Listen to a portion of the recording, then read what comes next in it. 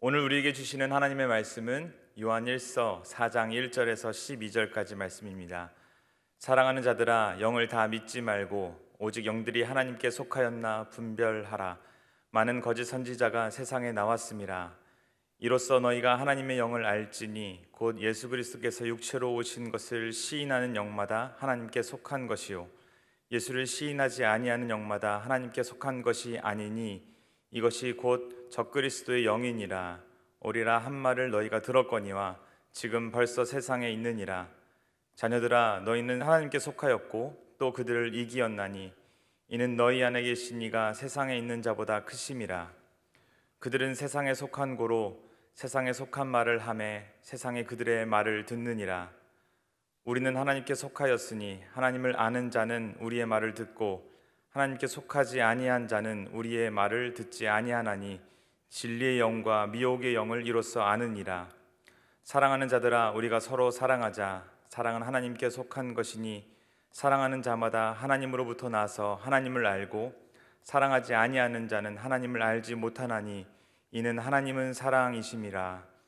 하나님의 사랑이 우리에게 이렇게 나타난 바 되었으니 하나님이 자기의 독생자를 세상에 보내심은 그로 말미암아 우리를 살리려 하심이라. 사랑은 여기 있으니 우리가 하나님을 사랑한 것이 아니요 하나님이 우리를 사랑하사 우리 죄를 속하기 위하여 화목 제물로 그 아들을 보내셨음이라. 사랑하는 자들아, 하나님이 이같이 우리를 사랑하셨은즉 우리도 서로 사랑하는 것이 마땅하도다. 어느 때나 하나님을 본 사람이 없으되 만일 우리가 서로 사랑하면 하나님이 우리 안에 거하시고 그의 사랑이 우리 안에 온전히 이루어지느니라. 아멘. 우리는 오늘 요한 1서 말씀을 가지고 묵상하고 있습니다. 사도 요한은 요한 1서에 기록한 목적을 요한 1서 1장에 이렇게 이야기하고 있습니다. 우리가 이 글을 쓰는 것은 우리 서로의 기쁨이 차고 넘치게 하려 함이다 라고 말합니다. 엄청난 핍박이 있었던 당시의 상황 속에서 이렇게 고백하는 것은 결코 쉬운 일이 아닙니다. 우리가 살아가는 이 시기도 형태는 다르겠지만 크리스찬으로서 살아가는 것이 결코 쉬운 일이 아닙니다. 올바르게 살아가기로 결정하였는데 이후의 삶이 평탄하기보다는 더욱더 큰 고통과 시련이 찾아오는 경우를 경험하기도 합니다. 세상은 의롭게 살아가는 자, 거룩을 쫓아가려고 노력하는 자들에게 칭찬하지만 겉으로는 칭찬할 수 있지만 속으로는 굉장히 불편해하는 것이 사실입니다. 다윗의 자손으로 오시는 이여라고 찬송했지만 며칠 가지 않아서 죽임을 당하셨던 예수님을 볼 때에 거룩함과 의로움 뒤에 따라오는 것은 세상의 영광이 아닐 수 있다는 것입니다. 이렇게 어려운 일이 생기고 핍박이 올 때 어떻게 하면 이 책의 목적처럼 충만한 기쁨을 누리며 살 수 있겠습니까? 그것의 정답은 바로 오늘의 본문, 오늘의 핵심인 바로 예수님이십니다. 여러분, 예수님이 살아계시고 우리와 함께 하시며 우리 생명이 되시기 때문에 충만한 기쁨이 있을 수 있는 것입니다. 그런데 오늘 본문의 저자는 모든 영을 믿지 말고 반드시 점검하라고 합니다. 겉으로는 예수를 잘 믿고 귀로 듣기에 솔깃한 교훈과 진리를 말한다 할지라도 이들의 영이 어디로부터 왔는지 확인하라는 것입니다. 그것을 확인하는 기준은 예수님의 성육신을 믿느냐입니다.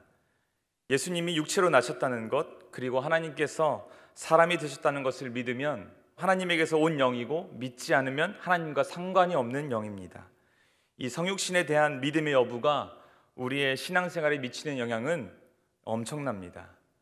마귀는 우리가 예수님의 죽으심의 복음을 알지 못하게 하고 믿지 못하게 하려고 발악을 합니다. 하나님이 사람이 되셨다는 것이 안 믿어진다면 우리의 삶에 아무 의미가 없습니다. 예수님의 부활도 우리의 구원도 사라져버리는 것이 되는 것입니다. 초대교회 때 예수님은 성육신하신 게 아니라고 주장하는 사람들이 있었는데 이들을 영지주의자라고 말합니다. 이들 때문에 초대교회가 무너질 뻔한 역사가 있습니다. 그들은 겉으로는 예수를 믿는 교인들이었지만 예수께서 성육신 하셨다는 사실을 믿지 않았습니다. 그들은 사람이 영과 육으로 되어 있는데 육은 기대할 것이 없고 영은 반드시 구원받아야 한다는 말을 했습니다. 하나님께서는 거룩하신 영인데 어떻게 이렇게 더러운 육신을 입고 이 세상에 오셨다는 것은 말도 안 된다는 것이 그들의 주장이었습니다. 이런 식의 주장이 당시 초대교회에 퍼졌고, 영혼과 육체는 별개인 것이구나, 영혼은 중요한 것이고 육체는 어차피 버림받을 것이니 아무렇게나 살아도 상관없겠구나 라고 이것을 복음으로 여기는 일들이 그 당시에 있었습니다. 여러분, 예수님이 참 하나님이시면서 참 인간이지 않으셨다면 십자가의 죽음은 완전히 쇼였을 것입니다. 하나님이 인간으로 오셔서 죽은 게 아니었다면 예수의 죽음이 왜 우리에게 구원이 되었겠습니까?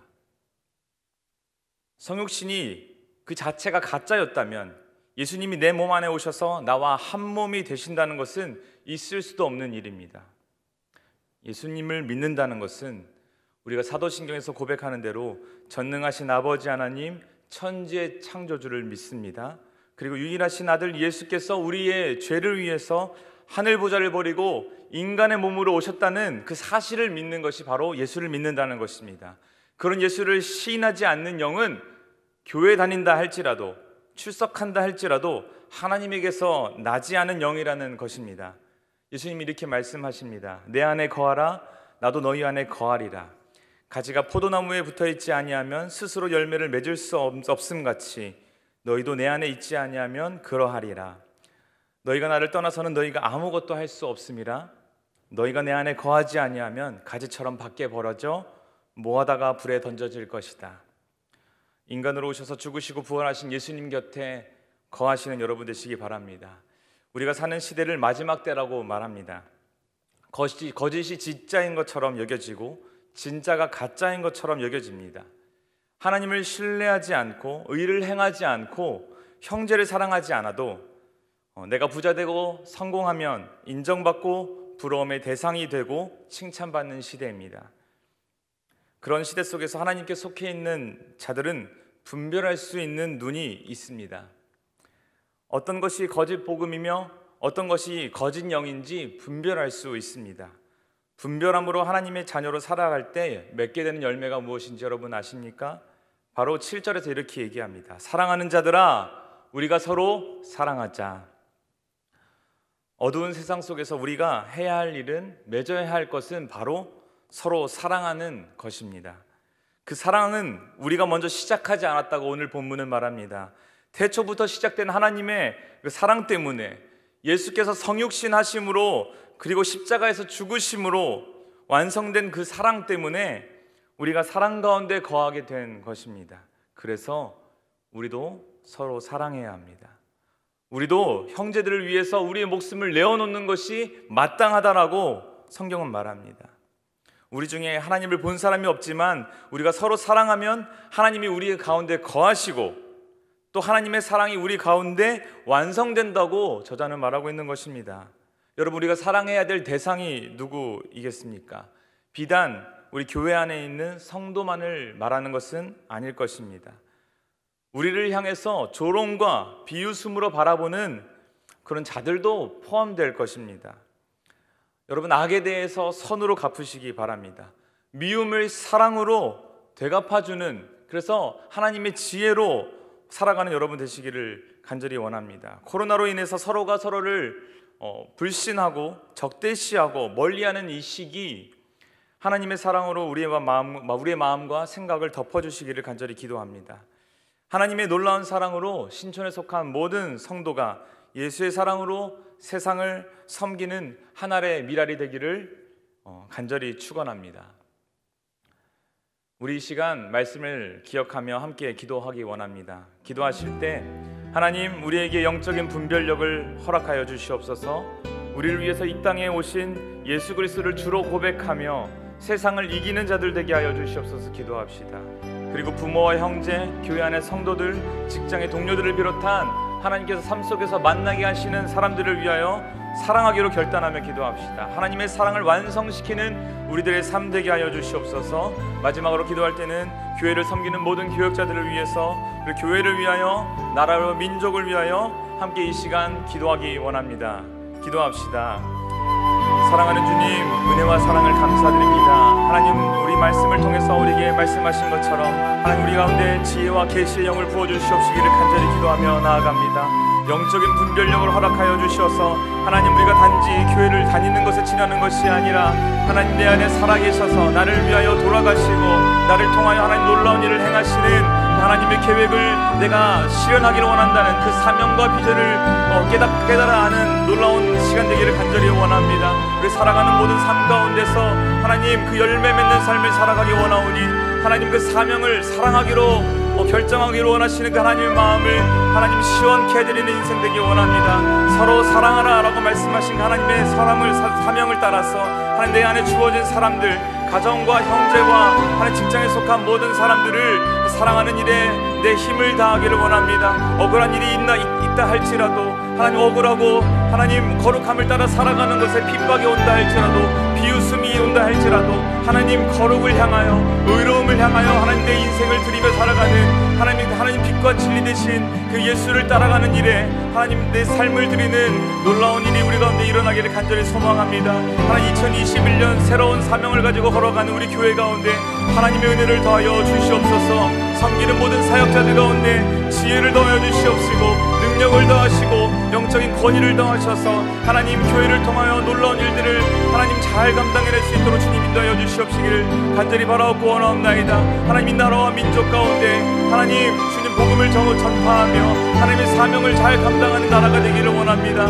이 어려운 시기에 코로나의 모든 어려움들이 하루빨리 종식되게 하시고 다시 한번 하나님께 모여서 예배함으로 말미암아 하나님 주님 우리에게 주시는 그 사명을 잘 감당할 수 있는 이 나라 민족 될 수 있도록 주님 역사하여 주시옵소서. 주님의 도우심을 구합니다. 주여 우리에게 임하여 주시옵소서. 주님의 사랑으로 하나 되게 하여 주시옵소서. 열정을 가지고 부흥을 외치며 하나님 사랑하는 자들 되게 하여 주시옵소서. 주님 우리에게 그렇게 일하실 것을 기대합니다. 주여 함께하여 주시옵시고 일하여 주시옵소서.